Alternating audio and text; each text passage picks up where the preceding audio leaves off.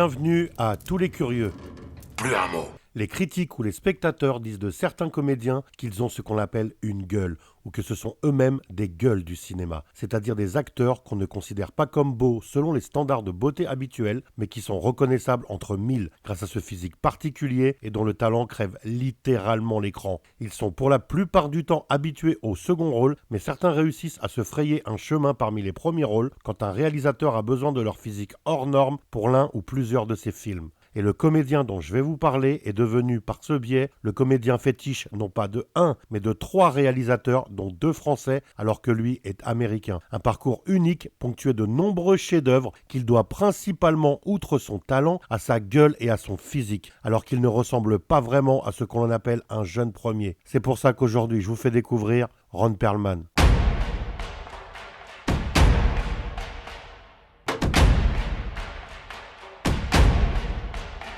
Le moins que l'on puisse dire quand on évoque cet acteur, c'est que Ron Perlman a une gueule atypique et largement identifiable, et ça lui sert énormément dans son métier d'acteur. C'est même l'une de ses principales marques de fabrique. Francis Ronald Perlman, dit Ron Perlman, est né à New York le 13 avril 1950. C'est un acteur et producteur américain connu pour s'être dissimulé de nombreuses fois sous des prothèses ou du maquillage, et ce dans de nombreux films à succès, tant critiques que publics, avec une prédominance pour les films historiques mais aussi fantastiques, afin d'incarner des créatures humanoïde mais au faciès non humain. Il grandit à Manhattan mais se forme au métier d'acteur dès son arrivée à l'université du Minnesota puis retourne dans sa ville natale afin de s'exercer au métier d'acteur. Tout d'abord sur les planches au théâtre. En 1979, il tourne cependant dans 2 épisodes du soap-opéra d'ABC, Ryan's Hope. À l'âge de 30 ans, il est repéré par le réalisateur français Jean-Jacques Hano pour son adaptation du roman préhistorique de J.H. Ronnie Heney, La guerre du feu, et incarne Amoukar aux côtés d'Everett McGill et de Red Chang. Le film, sorti en 1981,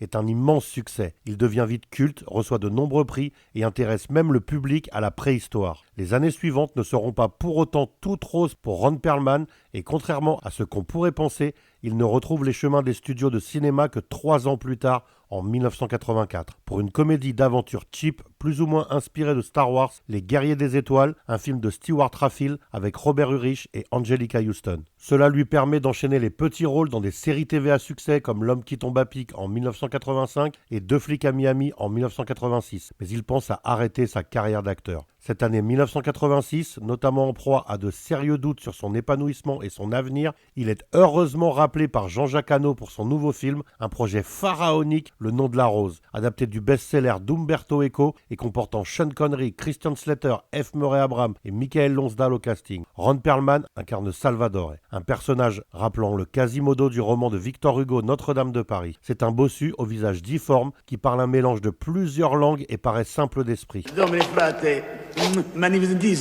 Assurément, c'est l'un des personnages les plus marquants du film et la performance du comédien est saluée partout dans le monde. Cela lui permet même d'incarner Vincent, le rôle principal de la série de CBS La Belle et la Bête, aux côtés de Linda Hamilton durant 3 saisons et 55 épisodes entre 1987 et 1990. Une nouvelle fois, sa performance est saluée avec notamment 2 Emmy Awards du meilleur acteur d'affilée en 88 et 89 et un Golden Globe en 1989. Tout simplement une consécration qui va démontrer au monde du cinéma américain que c'est un grand acteur, notamment capable de jouer et transmettre de nombreuses émotions malgré un maquillage lourd et imposant. Grâce à cela, il enchaînera les projets et travaillera de plus en plus. Sa voix grave lui permettra notamment de doubler plusieurs personnages dans la série animée La Légende de Prince Vaillant durant 3 saisons, ainsi que dans la mythique série Batman de 1992, sans oublier Bronkers et Animaniacs en 1993. Cette même année, il tourne également pour la télévision puisqu'on le voit dans Le Retour des Incorruptibles, mais aussi au cinéma dans Romeo is Bleeding et Les Aventures d'Huckleberry Finn de Stephen Sommers. Mais 1993 reste encore aujourd'hui une année charnière dans la carrière de Ron Perlman pour une autre raison. En effet, il va faire la connaissance d'un autre réalisateur fameux et va devenir son comédien fétiche encore plus que pour Jean-Jacques Hano, Guillermo del Toro. Pour son premier film, le réalisateur mexicain choisit en effet le comédien américain pour incarner Angel de la Guardia,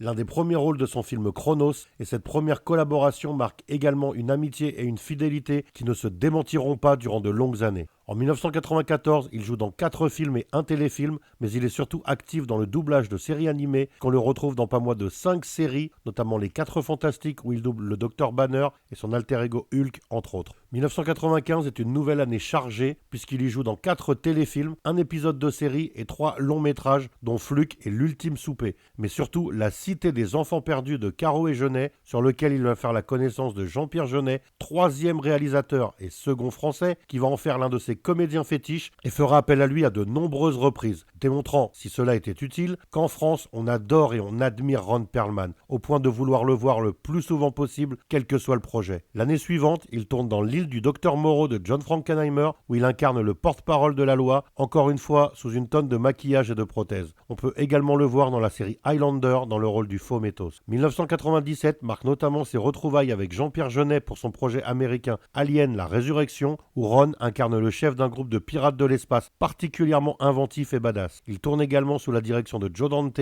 dans son excellent téléfilm The Second Civil War. À partir de là, ces projets sont tellement nombreux que j'ai choisi de ne pas tous les citer et de me concentrer sur les plus parlants. Mais je vais tout de même évoquer son rôle de narrateur dans la saga vidéoludique Fallout. War never changes.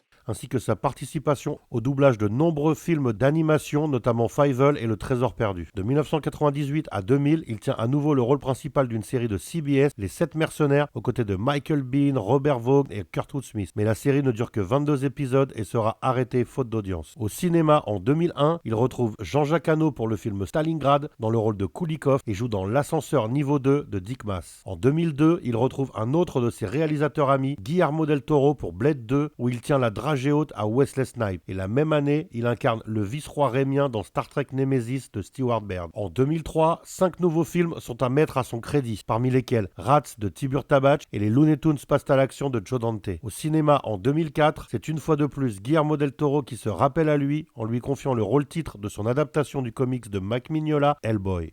C'est moi mon défaut!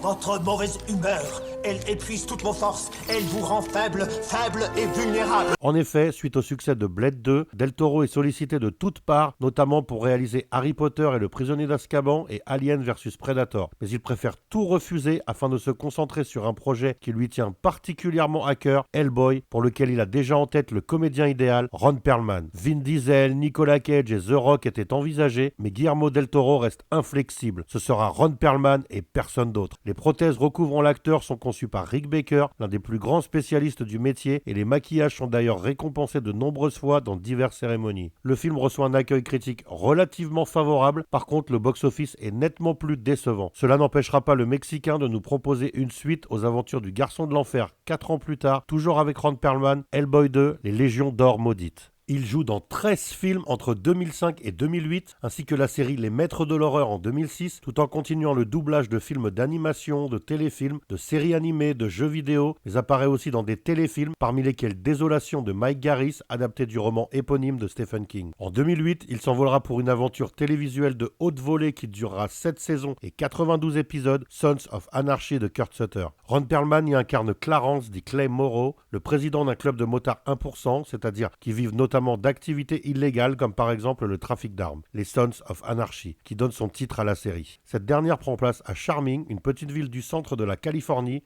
où les Sons sont très bien implantés et ont même plusieurs accords avec le shérif de la ville. L'histoire est contée par Jackson Taylor dit Jax, le jeune vice-président du club et dont Clay Morrow est le beau-père. En effet, il vit avec la mère de ce dernier, Gemma, depuis la mort de son père, John Taylor, 15 ans auparavant, et la série commence lorsque le jeune garçon découvre des écrits de son père où ce dernier présente un plan pour sortir le club des activités illégales. Mais il sent aussi que cette nouvelle orientation ne plaît pas à tout le monde, notamment Clay, et se sent menacé. Jax est donc une sorte de Hamlet moderne où le royaume du Danemark serait remplacé par le monde des bikers. À cela s'ajoutent les luttes répétées et la rivalité avec un autre club de la région, les Mayans, qui veulent prendre le contrôle d'une zone jusqu'ici contrôlée par les Sons. Cette série est une masterclass à découvrir d'urgence si vous ne la connaissez pas, et le personnage de Ron Perlman notamment, ainsi que son interprétation, en font un objet télévisuel hors norme avec une écriture intelligente, un découpage au cordeau et des rebondissements incessants et pour la plupart inattendus, tout en respectant la psyché de chaque personnage. Tout simplement un chef-d'œuvre. Parallèlement à la série, il apparaît dans 16 films, parmi lesquels Outlander, The Mutant Chronicles, The Devil's Tomb de Jason Connery, Act of Violence, Le Dernier des Templiers de Dominique Senna, Drive de Nicolas Winding Refn, Conan de Marcus Nispel et Le Roi Scorpion 3.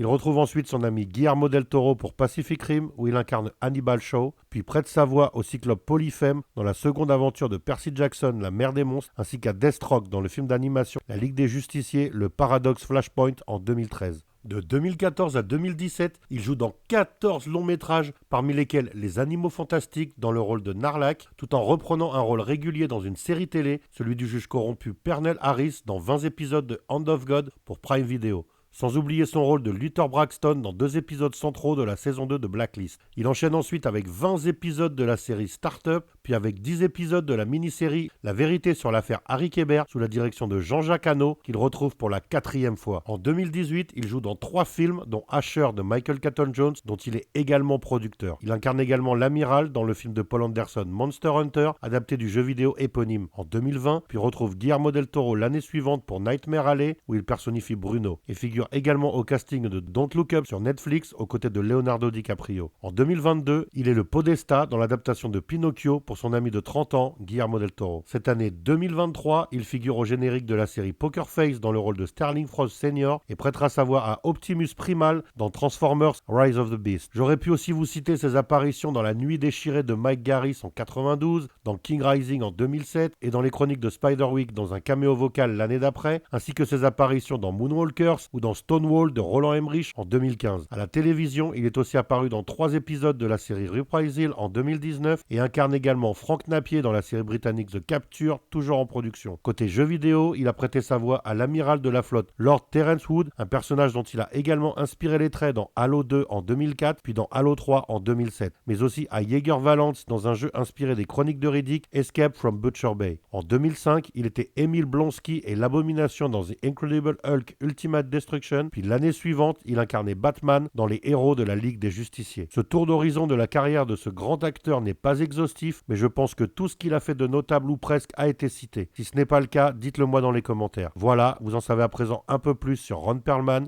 Comment je pourrais te le dire avec délicatesse? N'hésitez pas à liker si vous avez aimé, à laisser des commentaires, à partager et à vous abonner pour soutenir la chaîne. À bientôt pour une nouvelle découverte. Soyez curieux.